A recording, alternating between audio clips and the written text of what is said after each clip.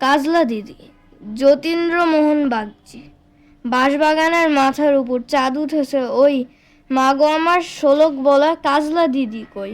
পুকুর ধারে নেবুর তলে থোকায় থোকায় জোনাই জলে, ফুলের গন্ধে ঘুম আসে না, একলা জেগে রই। মাগো আমার কোলের কাছে কাজলা দিদি কই। সেদিন হতে দিদিকে আর কেনই বা না ডাকো, দিদি কোথায় আঁচল দিয়ে মুখটি কোথায় কেন ঢাকো। খাবার খেতে আমি যখন দিদি বলে ডাকি, তখন ও ঘর থেকে কেন মা আর দিদি আসে না কো। আমি ডাকি তুমি কেন চুপটি করে থাকো।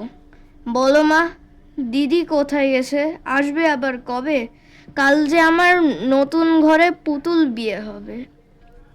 দিদির মতন ফাঁকি দিয়ে আমিও যদি লুকোই গিয়ে, তুমি তখন একলা ঘরে কেমন করে রবে। আমিও নাই দিদিও নাই, কেমন মজা হবে।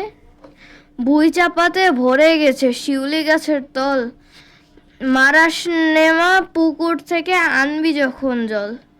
ডালিম গাছের ডালের ফাঁকে বুলবুলিটি লুকিয়ে থাকে, দিস না তরে উড়িয়ে মাগো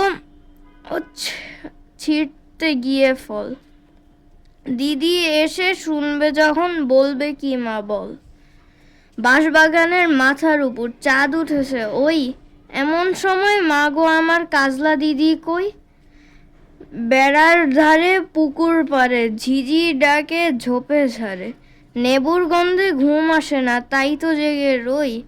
রাত হলো যে মাগো আমার কাজলা দিদি কই।